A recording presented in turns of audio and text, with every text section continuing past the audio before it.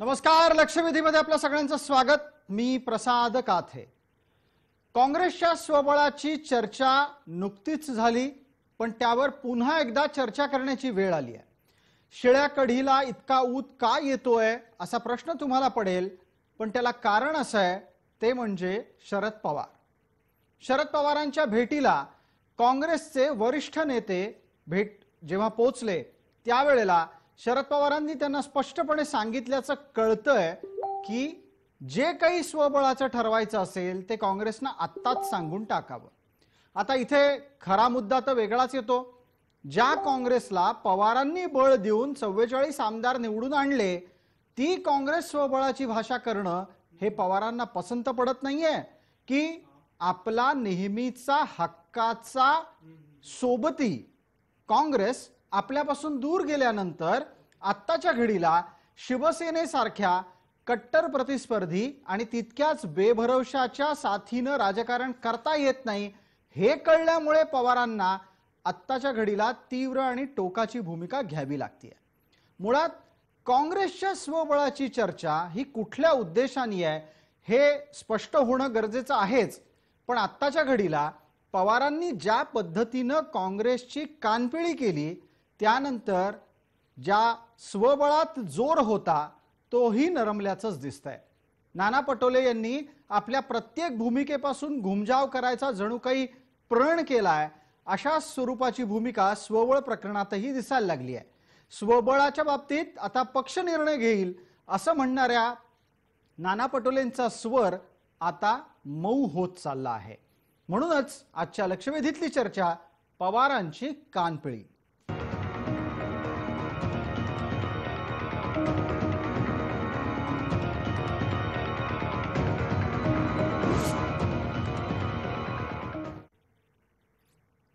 या चर्चेत आपल्याबरोबर सहभागी होणाऱ्या मान्यवरांचा मी आपल्याला पटकन परिचय करून देतो. आपल्यासोबत काँग्रेसचे प्रतिनिधी प्रवक्ता या नात्यानं विकास ठाकरे आहेत, राष्ट्रवादी काँग्रेसचे प्रतिनिधी प्रवक्ता या नात्यानं महेश तपासे आहेत आणि आपल्यासोबत असलेले दोन राजकीय विश्लेषक कोण तेही आपल्याला सांगतो. आपल्यासोबत सुशील कुलकर्णी आहेत आणि जयंत माइंडकर आहेत. सर्व मान्यवरांचं आपण चर्चेमध्ये स्वागत करूयात. आपल्यासोबत असलेल्या राजकीय विश्लेषकांशी आपण आधी चर्चा करणार आहोत. आपल्यासोबत सुशील कुलकर्णी आहेत. सुशील कुलकर्णी, आपल्यासाठीचा पहिला प्रश्न असा आहे, नाना पटोले यांनी स्वबळाच्या निमित्तानं सुरू केलेल्या चर्चेच्या पुढच्या टप्प्यात जेव्हा पवारांनी आपला दम दाखवला त्यावेळेला काँग्रेसचा दम निघाला का? खरंय अगदी. नाना पटोलेंचा स्वबळाचा जो नारा होता तो तुमचा पहिल्या ह्याच्यात तुम्ही म्हणजे कोणत्या उद्देशाने होता ते बघितलं पाहिजे. नाना पटोलेंनी स्वबळाचा नारा हे काँग्रेस आणि राष्ट्रवादी एकत्रित येतील तेव्हा काय स्थिती असेल, त्यात माफ करा राष्ट्रवादी आणि शिवसेना एकत्र येतील तेव्हा काय स्थिती असेल काँग्रेससाठीची, याचा विचार तर केला होताच होता. पण नाना पटोलेंना ज्या कारणांसाठी पक्षाचा अध्यक्ष केलेला आहे ते म्हणजे आपली सगळी भूमिका एकूण आक्रमकपणे मांडणे आणि पक्षाला पुढे नेणे, यासाठीच त्यांना या स्वरूपाचा अध्यक्ष म्हणून नेमलेलं आहे. म्हणून नाना पटोले नेमलेल्या गोष्टीचं म्हणजे ते शरद पवारांच्या विषयात जसं राजीव गांधींनी सांगितलं होतं ना की झाड हलवा, बिलकुल उखडून टाकायला नव्हतं सांगितलं, तसं नाना पटोलेंना देखील आक्रमक पद्धतीनं काम करून पक्षवाढीसाठी अध्यक्ष नेमल्या गेलं. पण नाना पटोलेंनी जी आक्रमकता दाखवायला सुरुवात केली त्या आक्रमकतेतून या सरकारला धक्का लागण्याची शक्यता झाली. आता सरकारला धक्का लागणे म्हणजे काय, तर आता कसं बस उसन्या ताकदीवर टिकून असलेल्या काँग्रेसला, मी उसन्या ताकदीवर हा शब्द जाणीवपूर्वक वापरतो आहे, अगदीच उसन्या ताकदीवर टिकून असलेल्या काँग्रेसला, काँग्रेसच्या काही नेत्यांना या सत्तेतून बाहेर पडायचं नाहीये. म्हणून नाना पटोलेंना अटकाव करण्यासाठीचा प्रयत्न सुरू झाला. म्हणजे मग मग मग मग प्रश्न असा उपस्थित राहतो सुशील कुलकर्णीजी की नाना पटोलेंना स्वबळावर पक्ष वाढवायचा आहे, पक्षाध्यक्ष म्हणून ते त्यांच्या प्रोफाईल मधलं सगळ्यात महत्वाचं काम आहे, पण जे सत्तेत गेलेत त्यांना पक्षापेक्षा स्वहिताची काळजी आहे. हो, आणि हा दम जो तुम्ही म्हणताय ना तो पवारांच्याकडून दिल्यावरच याचा परिणाम होणार होता. म्हणूनच सगळे पवारांच्या घरी गेलेत.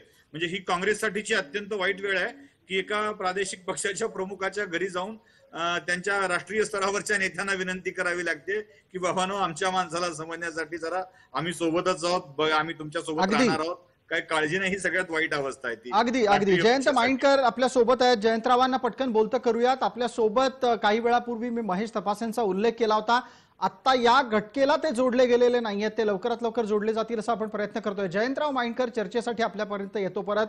थोड्या वेळापूर्वी सुशील कुलकर्णी म्हणाले, त्याचाच धागा पकडूनचा प्रश्न आहे की ज्या पद्धतीनं काँग्रेसचे नेते पवारांच्या घरी जाऊन नाना पटोलेंना नियंत्रित करण्याच्यासाठीची रणनीती आखतात म्हणा, वातावरण निर्मिती करतात, याचा अर्थ महाराष्ट्र काँग्रेस पवारच चालवतायत का काय? मी आपल्या चॅनेलवर बोलताना 1-2 दिवसांच्या पूर्वी हे वाक्य बोललेलो होतो की पवार हे केवळ आपलाच पक्ष चालवतात असं नाही, तर पवार अगदी काँग्रेस सुद्धा चालवतात. अनेक ठिकाणी काँग्रेसच्या अपॉइंटमेंट वगैरे सुद्धा यांच्यावर पवारांचा शेवटचा शब्द असतो, ही फॅक्ट आहे. आणि मला असं वाटतं की तुम्ही जी काही कालची मीटिंग सांगत आहात, ती मीटिंग दुसरं तिसरं काहीही नसून या मी सांगितलेल्या एक प्रकारच्या आपल्या कंट्रोलचाच तो एक भाग आहे, असं मला वाटतं. म्हणजे थोडक्यात काय, सरकारवर आपला कंट्रोल ठेवायचा, आपल्या सहयोगी पक्षांवरही कंट्रोल ठेवायचा, पण या सगळ्यात जो पक्ष स्वतःला राष्ट्रीय पक्ष म्हणवतो त्या पक्षाची अवस्था इतकी दयनीय का व्हावी याचा प्रश्न, हा प्रश्न आणि त्याचं उत्तर अपेक्षित करू आपण विकास ठाकरे यांच्याकडून. विकासजी, माझा आवाज आपल्यापर्यंत पोहोचला असेल? नाही, काही तांत्रिक कारणांमुळे विकास ठाकरे आता जोडलेले नाहीयेत. महेश तपासे आहेत आपल्यासोबत. महेशजी, हा प्रश्न पोहोचला असेल आपल्यापर्यंत की पवार महाराष्ट्रातली काँग्रेस चालवतायत की काय, असंच आता राजकीय विश्लेषकांच्या निरीक्षणातून समोर येत आहे. आत्ताच्या घडीला नाना पटोलेंकडून स्वबळाची चर्चा सुरू झाल्याच्या नंतर काँग्रेस आपल्या हातून सुटतीये, ही भीती पवारांना वाटतेय की काँग्रेस जर हातातून गेली तर शिवसेनेसारख्या बेभरवशाच्या पक्षासोबत राहावं लागेल, ही भीती जास्त वाटतेय? पहिले तर मला आपल्याला सांगायचं की कुठलाही पक्ष महाविकास आघाडीचं सरकार सोडून जाणार नाही, या गोष्टीची आम्हा सर्वांना पूर्णपणे खात्री. कारण तसं वचन महाराष्ट्राच्या जनतेला 2019च्या नोव्हेंबरला जेव्हा महाविकास आघाडी सरकार स्थापन झाली तेव्हा आम्ही दिलेलं आहे. त्याच्यामध्ये काँग्रेस सोडून जाईल किंवा काय सोडून जाईल अशी परिस्थिती नाही. आणि कुठल्या पक्षाबद्दल मी आपण जे ज्या पद्धतीचे शब्द वापरतात तसं मी कुठल्या पक्षाबद्दल वापरू इच्छित नाही. आमचे मित्र जयंत माइंडकर साहेबांनी फार उदार मनाने पवार साहेबांना बद्दल चांगलं म्हणाले की देशाचे नेते वगैरे वगैरे आणि बाकीच्या पक्षांचे कंट्रोल. पण मला एक गोष्ट सांगायची की पवार साहेबांच्या संदर्भामध्ये आदर हा सर्वच पक्षात देण्याचा आहे. अगदी तो भारतीय जनता पार्टी का असेल, प्रधानमंत्री मोदींना स्वतः बारामतीमध्ये येऊन पवार साहेबांचं कौतुक करायला लागलं, मी त्यांचा शिष्य म्हणावं लागलं. याचा अर्थ तसा होतो की पक्षामध्ये काय आहे, परंतु त्यांचं व्यक्ती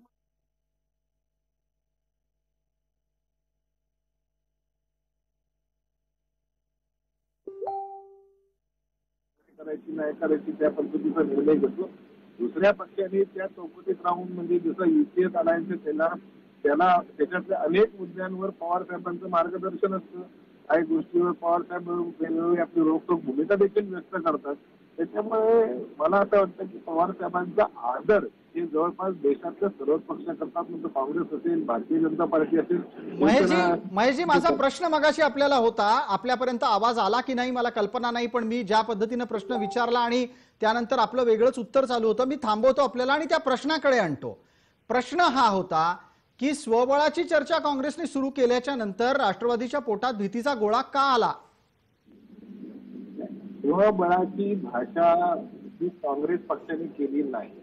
त्यांचे एक नेते जे प्रदेश अध्यक्ष त्यांनी त्यांच्या कार्यकर्त्यांसमोर ही भाषा दिल्लीच्या कुटुंबांनी केली का? आता मला तुम्हाला दुसरा प्रश्न विचारतो, जर स्वबळाची भाषा राज्यात ठरली असेल तर महाविकास आघाडीमध्ये सामील व्हायची भाषा कुठं ठरली? दिल्लीतनं ठरली ना. मग अच्छा, म्हणजे महेश तपासेंनी अधोरेखित करून टाकलं. महेशजी, फार स्पष्टपणे आपण हे बोललात, त्याचाच संदर्भ घेतो. विकास ठाकरे सुद्धा आपल्या सोबत आहेत, केशवराव उपाध्ये सुद्धा आपल्या सोबत आहेत.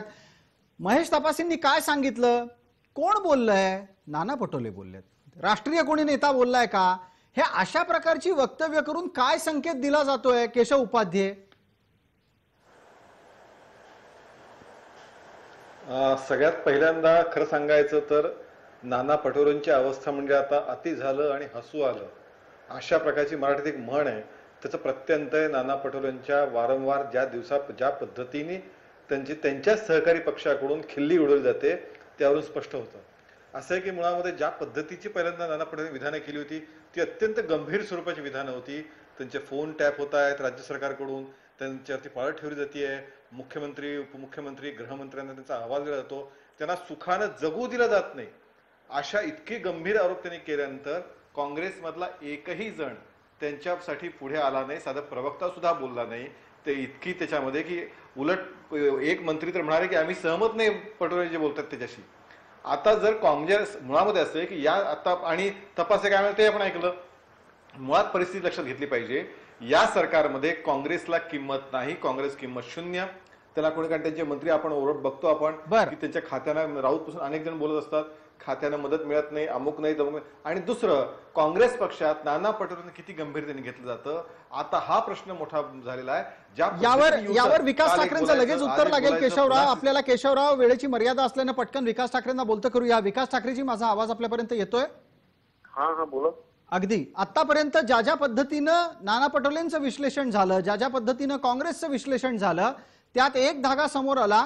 काँग्रेसनं आपला स्वाभिमानच जणू काही सत्तेसाठी गहाण ठेवलाय आणि नाना पटोलेंना मवियात कोणी गांभीर्यानं घेत नाही. आपण नाना पटोलेंचे कट्टर समर्थक समजले जाता, काँग्रेसची काळजी तुम्हाला आहे का? एक गोष्ट अशी आहे, काँग्रेस ही नॅशनल पार्टी आहे, काही रिजनल पार्टी नाही. सगळ्यात पहिले तर सगळ्यांनी लक्षात घ्यायला पाहिजे. सगळ्यांनी म्हणजे कोणी? आम्ही पत्रकार, आम्हाला माहिती आहे. तुम्हाला हे कोणाला लक्षात आणून द्यायचंय? म्हणजे जे कोणी असतील या चर्चेत ती नॅशनल पार्टी आहे काँग्रेस. आणि नाना पटोलेंबाबत पक्षाने त्यांना पक्षाध्यक्ष बनवलेला आहे. त्यांचे विचार आहे, पक्षासाठी ते काम करत आहे, तळागाळातल्या कार्यकर्त्यांना रस्त्यावर काढत आहे आणि पक्ष मजबूतीसाठी त्यांचा प्रयत्न आहे. फक्त त्यांनी दिलेल्या विधानांचा कुठेतरी विपर्यास होऊन मला वाटतं की हे सगळं चालू आहे. आपण विपर्यास विकास ठाकरे कुणी केला? माध्यमांनी तर नक्कीच नाही केला. आपल्या नेत्यांनाच त्याचा अर्थ समजला नाही की काय? नाही, त्यांची भूमिका काँग्रेस पक्षाला बळकट करण्याची आहे, काँग्रेस पक्षाला एक नंबरवर आणायची आहे. मला वाटते कोणताही पक्ष असो त्याची भूमिका हीच असणार आहे की आपला पक्ष एक नंबरवर आला पाहिजे. आणि त्यांचं कुठे चुकतं आहे की ते म्हणतात आहे की काँग्रेस पक्ष एक नंबरवर आला पाहिजे. सगळ्यांना प्रयत्न करण्याचा अधिकार आहे, ते आपला प्रयत्न करत आहे.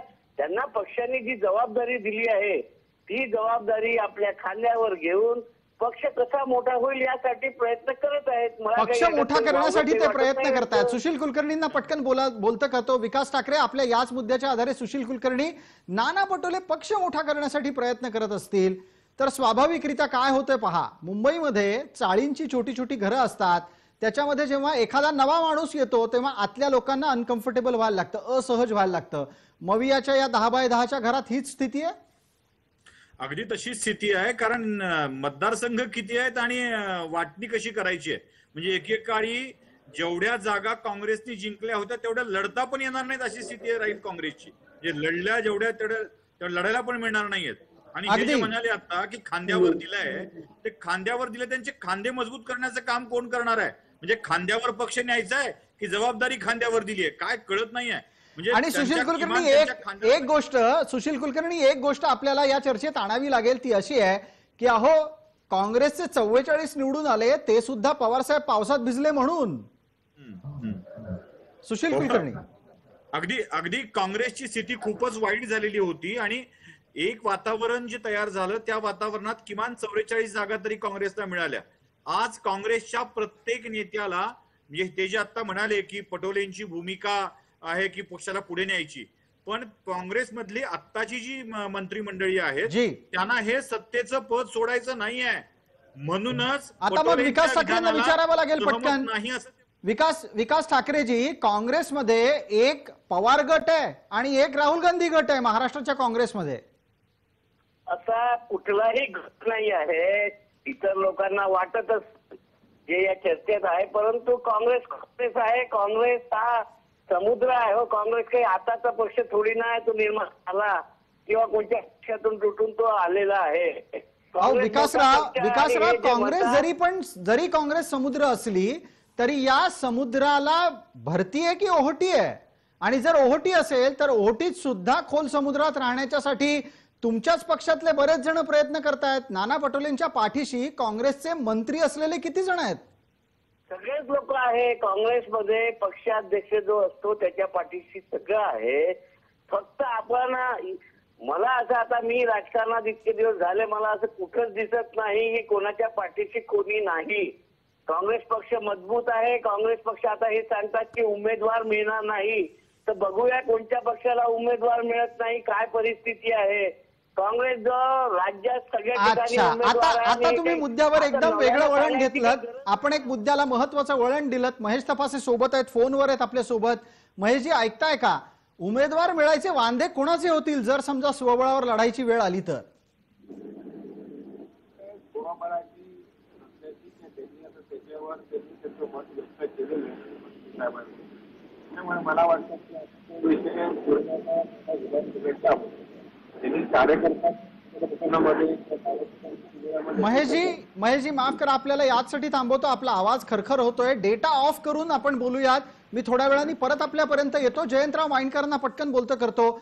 जयंतराव, काँग्रेस राष्ट्रीय पक्ष आहे, काँग्रेस समुद्र आहे, अशा प्रकारची वक्तव्य करूनच गफलतीत गडबडून जायची एक दिवशी. हो, म्हणजे दुर्दैवानी असं व्हायला नको. मी अनेक वेळेला या चॅनेलवर बोललेलो वाक्य अगदी डायरेक्टली पुन्हा एकदा बोलतोय की या 3 पक्षांच्या महाविकास आघाडीत पवार आणि ठाकरे अनुक्रमे नंबर 2 आणि नंबर 1 चा पक्ष, जे नातेवाईक सुद्धा आहेत. मी खुलेआम सांगतो, अनेक वेळेला बोललेलो वाक्य की हे 2 पक्ष, हे 2 नातेवाईक एकत्र येऊन काँग्रेसची राष्ट्रीय स्तरावरच्या देशातल्या सर्वात मोठ्या पक्षाची सरकारमध्ये अनेक वेळेला कोंडी करतात. याविषयीच्या बातम्या, याविषयीच्या चर्चा आपण नेहमी केलेल्या आहेत. बिलकुल जयंतराव, आत्ताच्या घडीला उमेदवार मिळायचेही वांदे होतील, हे भवितव्य, हे सूचक वक्तव्य कोणाविषयी असावं? मला असं वाटतं हे 3ही पक्षांना कदाचित लागू होऊ शकतं. याचं कारण 2014ला भारतीय जनता पार्टीचे सुद्धा केवळ 256 उमेदवार होते. एक लक्षात घ्या, कोएलिशन पॉलिटिक्स मध्ये तुम्ही गेल्यानंतर 288 उमेदवार आणणं, अगदी 2014 साली मला पवारांचं स्वतःचं वाक्य आठवतं. ते म्हणालेले होते की आमची एवढी 288 जागा लढवण्याची तयारी नव्हती. 125-150 ही वस्तुस्थिती आहे. शिवसेना सुद्धा आता क्लेम करू शकत नाही. ही वस्तुस्थिती आहे. आणि दुसरी गोष्ट, अच्छा, म्हणजे थोडक्यात काय तर पक्ष विस्ताराच्यासाठी प्रयत्न करणारे घटक एका बाजूला राहिले. केशवराव, काँग्रेस राष्ट्रीय पक्ष आहे, महाराष्ट्रात त्याची राष्ट्रीय गोची झालेली आहे. मुळात असं आहे, काँग्रेस राष्ट्रीय पक्ष जरी असला तरी त्याचं वास्तव महाराष्ट्रात काय, देशात काय, किती राहिलंय याचं खरोखर त्यांच्याच पक्षाच्या लोकांनी आत्मचिंतन केलं पाहिजे. म्हणजे मुळामध्ये असं आहे की इतिहासात, रम्य इतिहासामध्ये किती काळ रमणार आणि वास्तवातलं काय याची जाणीव त्या पक्षातल्या लोकांना ज्यावेळी होईल, नाहीतर नुसत्याच वल्गना ठरतील, स्वबळाच्या वल्गना. आता त्यांचे नेते म्हणतात कॅन्डिडेट तरी, उमेदवार तरी तेवढे मिळाले पाहिजेत. मुळामध्ये विश्वासार्हता केवळ बेछूट, बेताल आणि मनाला येईल त्या पद्धतीची विधानं करून उमेदवार मिळत नसतात ना विश्वासार्हता मिळते. त्यासाठी प्रयत्न खूप वेगळ्या पद्धतीचे करावे लागतात. जमिनीवरती काम करावं लागतं, ज्याचा पूर्णपणे अभाव राहुल गांधींपासून ते आता महाराष्ट्रातल्या काँग्रेसच्या नेत्यांपर्यंत आहे. विकास ठाकरेंना पटकन बोलतं करतो या मुद्द्यावर. विकास ठाकरे या मुद्द्यावर पटकन बोलते. आता राहुल गांधींवरच प्रश्न उपस्थित व्हायला लागलेले आहेत की नाना पटोलेंच्या पाठीशी राहुल गांधी समर्थपणे उभे राहिलेत आणि नाना जे काही करतायत त्याला राहुल गांधींचा आशीर्वाद आहे, पण सातत्य दोघांच्याही भूमिकेत नाहीये.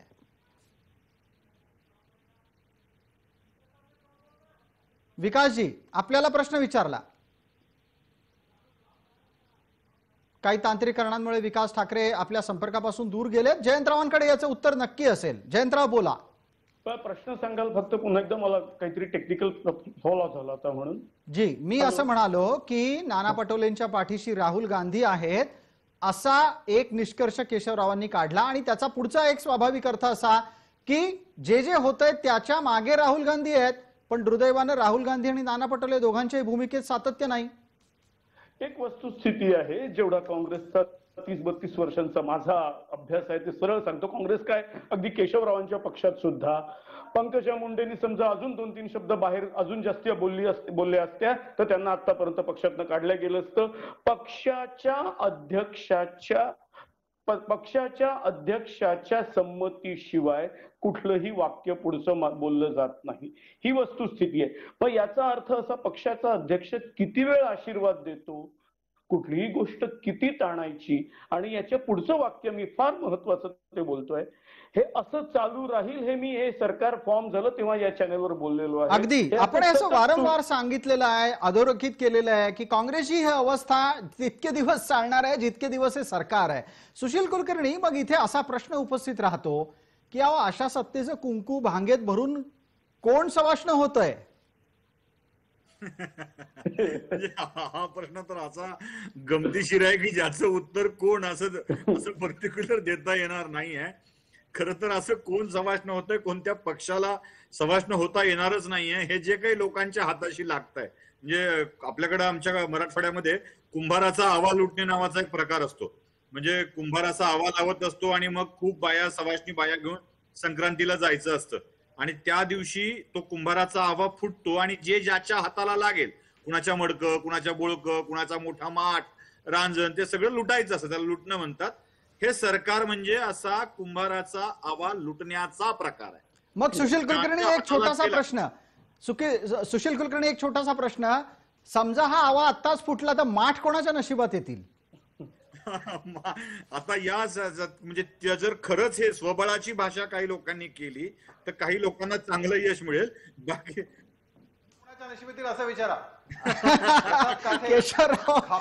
केशवरावांना उत्साह आहे, खापर कुणाच्या अगदी खापर कोणाच्या नशिबात यायची, माठ कोणाच्या नशिबात यायचं, हे स्वबळाच्या जोर बैठका अशाच चालत राहिल्या तर स्वबळाचा विचार केला तरच कुणाच्या नशिबाला या 3 पक्षापैकी कुणाच्या काहीतरी मिळेल. नाना पटोले म्हणतायत त्यात थोडंफार तथ्य पण आहे. आणि जर हे तिघं मिळून लढायचं ठरले ना तर जागाच इतक्या वाईट पद्धतीनं वाटायला येणार आहेत. आणि त्याशिवाय अंतर्गत विरोध जो असेल, म्हणजे असंतोष जो असेल, तो या 3ही पक्षाला संपवेल. त्यामुळे हवा फुटला तर या 3ही पक्षांच्या नशिबाला खापरं येणार आहेत, हे नक्की आहे. अगदी सुशील कुलकर्णींनी या निमित्तानं चर्चेमध्ये एक अत्यंत महत्वाचा मुद्दा अधोरेखित केला. आपल्यासोबत असलेल्या केशवरावांना हे या मुद्द्याकडे आणतो. आणि केशवराव, थोडक्यात काय, मविया काही पुढची निवडणूक पाहत नाही? मुळामध्ये ज्याचा आधारच मुळात अविश्वासार्हता आहे, अशा मवियाकडून तुम्ही पुढच्या निवडणुकीची अपेक्षा करणं हे फारच झालं. आम्ही पहिल्या दिवसापासून हे सांगत होतो की हे सरकार आपल्या क्रमाने जाणार आणि रोज आपण पाहतो आहोत, रोज ज्या पद्धतीची भांडणं, ज्या पद्धतीचा अविश्वास एकमेकाबद्दल आहे ते पाहता पुढच्या निवडणुकीपर्यंत म्हणजे एकीकडे तुम्हाला स्वबळ हवं असेल तर तुम्हाला ही मविया मोडावं लागेल. आणि मविया मोडायचं नसेल तर तुमच्या पक्षाचं जवळपास, मगाशी सुशील माइंडकर म्हणाले की खूप आत्ता आहेत जेवढे आमदार निवडून झालेत तेवढ्या पण जागा निवडून येतील की शंका आहे. महापालिकेत मग केशव उपाध्ये, आपल्यासाठीचा एक वेगळ्या अँगलनं प्रश्न आहे की ठीक आहे, मविया निवडणूक नसेल लढणार तुमच्या समोर, तर एका वेळेला 3 पक्षांशी लढणं भाजपला झेपणार आहे का? 3 पक्ष एकत्र येऊन सुद्धा भारतीय जनता पार्टी त्यांना पराभूत करू शकतं, हे आम्ही दाखवून दिलं आता पंढरपूरमध्ये. त्यामुळे जर तिघांची शक्ती एकत्र करून, फार गप्पा चालल्या होत्या, आम्ही तिघं एकत्र की भाजपची धुळडाण उडू, अशा प्रकारच्या गप्पा काँग्रेस आणि राष्ट्रवादीच्या आणि शिवसेनेच्या नेत्यांनी केल्या होत्या. प्रत्यक्षामध्ये तिघांनी मिळून एकत्र शक्ती केली तरी सुद्धा भारतीय जनता पार्टीने त्यांना पराभूत केलं. आता मग जयंतराव माइंडकरांसाठीचा पुढचा प्रश्न असा आहे की जयंतराव, थोडक्यात काय, स्वबळ ही आत्ता कार्यकर्त्यांच्या पाठकण्यात भरायची हवा आहे, बरोबर? लक्षात ठेवा, मला नाही, हा आत्ता कार्यकर्त्यांना भरण्याची हवा आहे. गॅसनी भरलेला फुगा आहे, तो वर जातो. ते काय म्हणतात, गाजराची पुंगी वाजली तर वाजली, नाही तर खाऊन टाकली. तुम्हाला जेवढ्या वापरायच्या तेवढ्या म्हणी वापरा, सगळ्या लागू. पण एक रियालिटी तुम्हाला सांगतो, 2014 आणि 2019 या 2 निवडणुकात एक लक्षात आलेलं आहे की काँग्रेस आणि राष्ट्रवादी एकत्र लढले काय किंवा वेगळे लढले काय, त्यांची टोटल 83 ते 98च्या दरम्यान राहिली. That means they were short bye nearly 50. आता ही 50ची गॅप त्यांना शिवसेनेने भरून दिली आणि म्हणून ते आता सरकार आलेलं आहे. पण मग आता या जे अशा दोन- अशा सरकारच्या मध्ये अपयशाचं खापर सुद्धा कोणाच्या तरी माथी फुटणार आहे. आणि मग प्रश्न एक पटकन सुशील कुलकर्णींना मी विचारतो की काँग्रेसला आत्ताच त्यांच्या स्वबळाचा हिशोब मागण्याची गरज का? कारण शिवसेना बेभरवशाची आहे हे पवारांनाही माहिती आहे. जितके राष्ट्रवादीचे नेते भरवशाचे नाहीत तितकी शिवसेना सुद्धा वेळेला बदलू शकते, याची भीती पवारांना वाटते का? नक्कीच आहे अशी भीती. म्हणजे पवार ज्या पद्धतीचं राजकारण करतात त्याला आपण पवारांच्या चाणाक्ष राजकारण, चाणक्याचं राजकारण असं म्हणतो, त्या स्वरूपाचं राजकारण ही शिवसेना सुद्धा करू शकते. फरक फक्त इतका आहे की आमच्यासारखे काही ज्याला विश्लेषक अशी उपाधी मिळाली आहे अशी मंडळी किंवा पत्रकार मंडळी ही पवारांच्या वागण्याला चाणक्य नीती म्हणतात आणि शिवसेना वागली तर बेभरोशाचं असं म्हणतात, किंवा अन्य कोणता पक्ष वागला तर बेभरोशाचं असं म्हणतात. शिवसेनेला आपलं बळ दाखवायसाठी भाजपला धोका देऊन किंवा भाजपला बाजूला सारून राष्ट्रवादीकडे जाताना काहीच जसं वाटलं नाही, तसं चाणक्य नीतीचे पवार शिवसेना शिल्लक ठेवणार नसतील. कारण पटोलेंनी विदर्भात 2 माणसं घेतली, त्यामुळे अशी बेभरोशाचे वागणं स्वाभाविक आहे. उद्या शिवसेना या सगळ्या तणावाला सोडून भाजपकडे जाण्यासाठी उद्युक्त होऊ शकते, हे माहित आहे. आता केशवरावांना बोलतं करूया पटकन. या मुद्द्यावर वेळेची मर्यादा आहे. केशवरावांना पटकन बोलतं करतो. केशवराव, शिवसेना दारात उभी झाल्यावर स्वागत करणार आहात का दार लावून घेणार आहात? भारतीय जनता पार्टी या क्षणाला लोकांच्या सोबत संघर्ष करते आहे. आता हे सरकार आपल्या कर्माने पडेल, त्यामुळे वेगळं सांगायची गरज नाही. आम्ही आता लोकांसोबत आहोत आणि लोकांच्या मुद्द्यावरती संघर्ष करत आहोत. ठीक आहे. केशवरावांनी स्पष्टपणे आता काही उत्तर दिलेलं नाही, मात्र भारतीय जनता पार्टी आता स्वबळावरच राहण्याच्या भूमिकेवर कायम दिसते. वेळेची मर्यादा आहे. नाना पटोलेंनी सुरू केलेला स्वबळाचा नारा हा मवियात अनेकांना टप्प्याटप्प्यानं दुखवताना दिसतोय, हे मात्र नक्की. लक्षवेधीच्या या चर्चेत तूर्तास इतकंच. सर्व प्रेक्षकांना जय महाराष्ट्र.